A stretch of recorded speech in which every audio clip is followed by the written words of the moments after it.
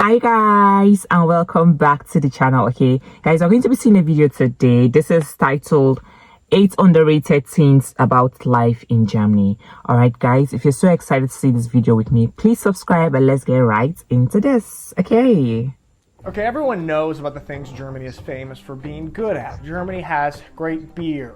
Germany has great cars. Germany is really good at soccer, or they used to be. But in this video, I am going to talk about things about life in Germany that I think are underappreciated or underrated. So without further ado, let's get into it. The absolute vastness and rich history that is just commonplace in day-to-day life here in Germany. Right now I'm sitting on the steps of a church that's from the 12th century. And I feel like people that are from Germany really sort of take this for granted. And even I started to take it for granted after living here for a few years. I remember when I first came here, I was just awestruck by how old.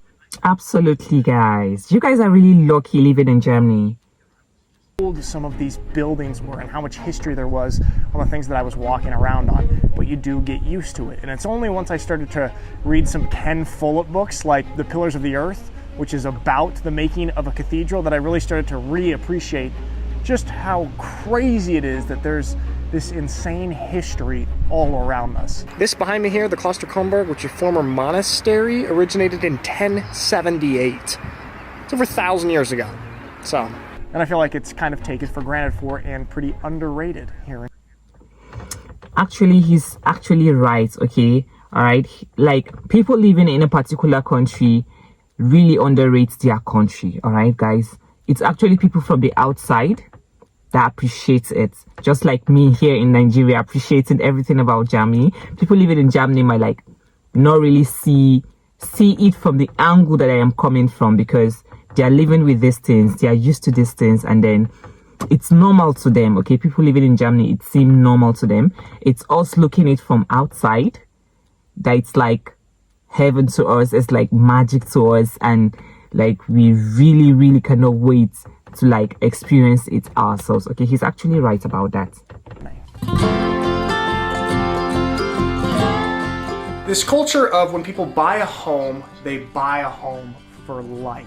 In the United States, I feel like there's this culture and attitude of people buying starter homes, which is a home that you're buying that you know you're not going to live in forever, that maybe you're actually going to only live in it for a couple of years. Whereas I feel like the idea of a starter home doesn't really, generally speaking, exist in Germany. When people are building or buying a house, they have the attitude and mindset that this is going to be my home for life.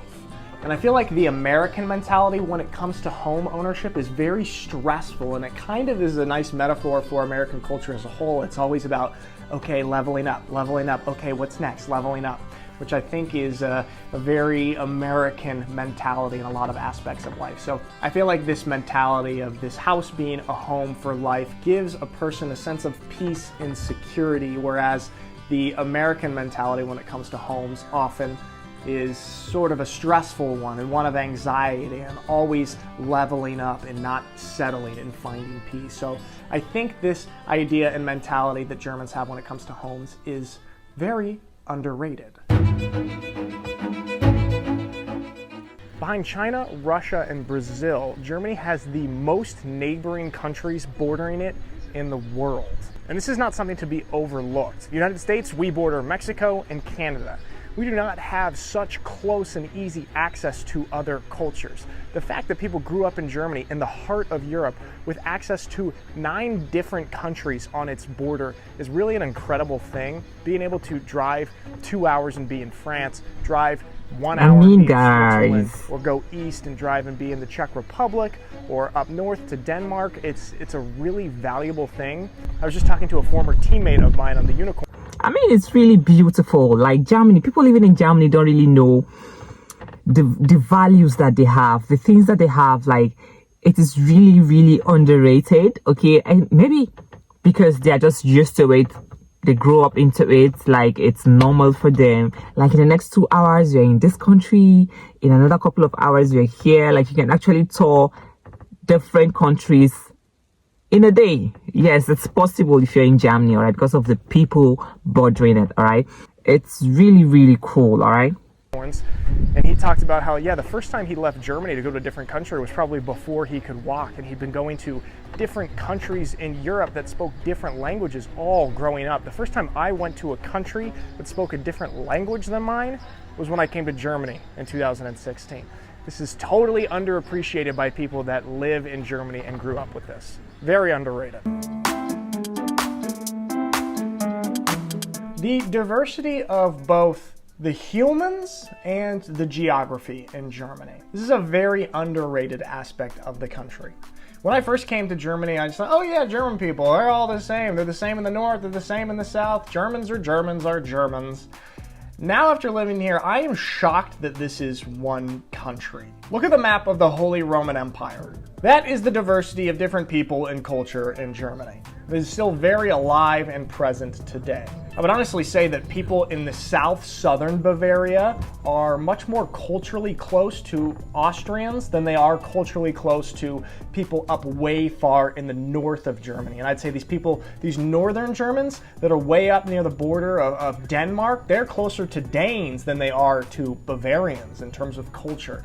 And so I feel like just this line that's drawn around Germany as the border for Germans is almost arbitrary, and there's just a wild range of diversity when it comes to people and cultures in Germany. Germans are very different across the country. And in going with that, there's also a diversity of landscape and geography that I think doesn't get talked about when people speak of Germany.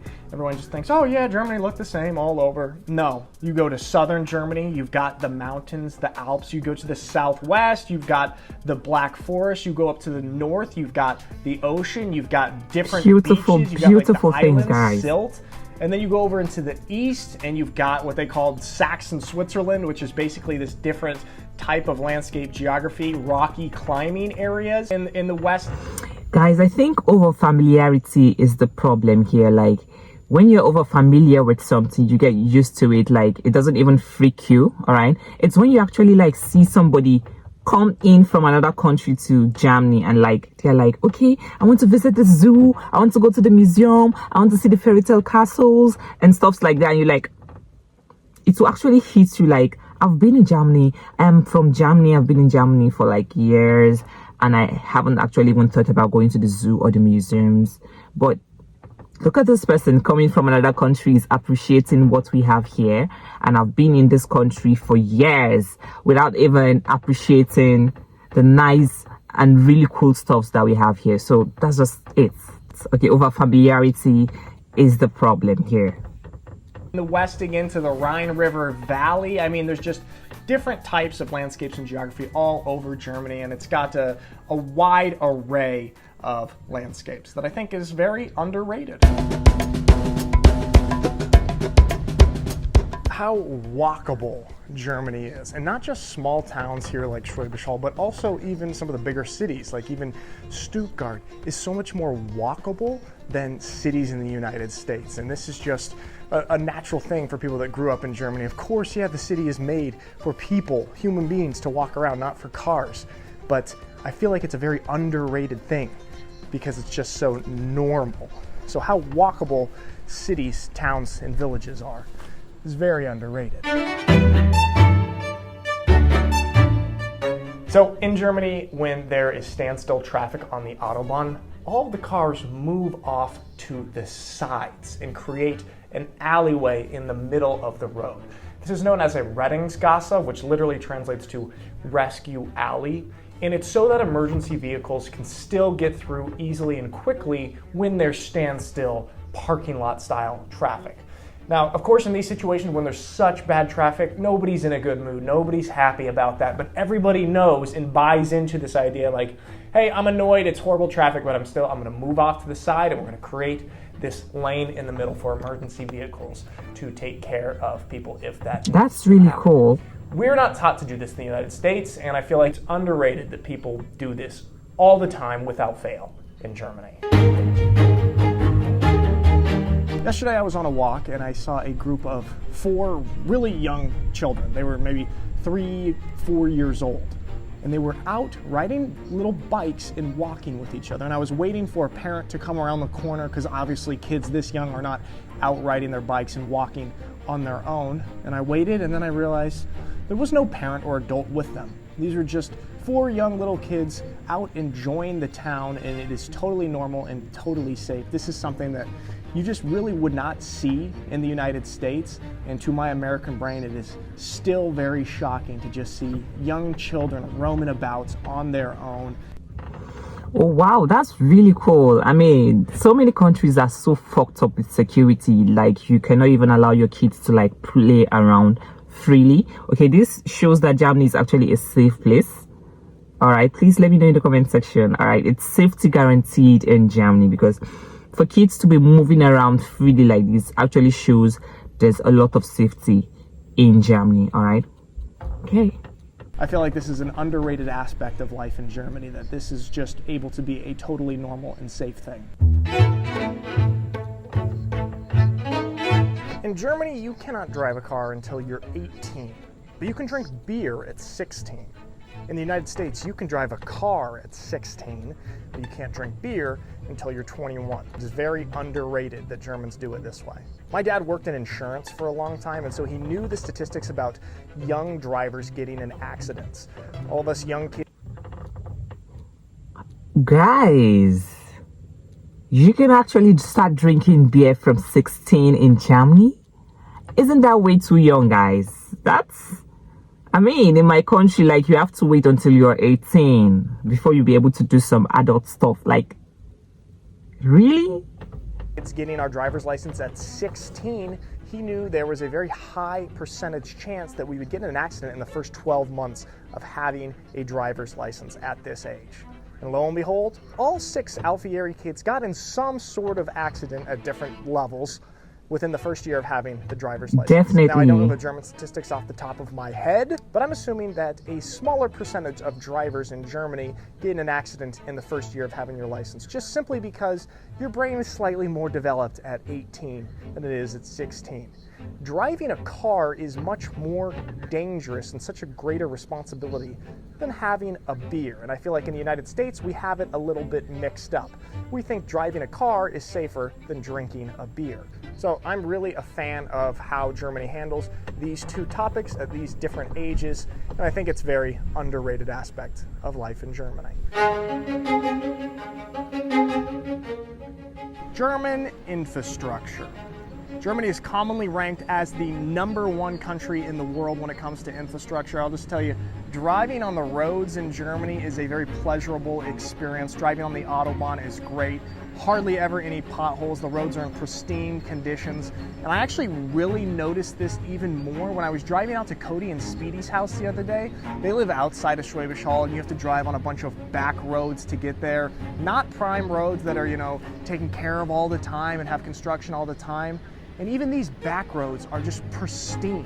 I will say German construction seems to take quite a long time. There are a few construction projects here around Schwäbisch Hall that they've been working on my entire time here and seem to have made little to no progress. However, when they do finish projects in Germany, they do it well and they do it to last. I think if you want to really appreciate German roads and German infrastructure, leave the country and go drive on some other ones. I feel like if you grew up in this system, this is just what you know and this is the standard. So even though it is literally ranked #1 in infrastructure, I feel like people do not really appreciate that. It's undervalued, and therefore it makes my list of underrated things about life in Germany. All right, guys, that is all for today. Thanks so much for watching my videos. I really appreciate it, and I will see you next. Okay, guys, this is indeed an incredible video, okay? And this video is going to serve as an eye-opener to people living in Germany. For those of you who take your country for granted, take all the beautiful places, the beautiful things, valuable things that you guys have in your country for granted.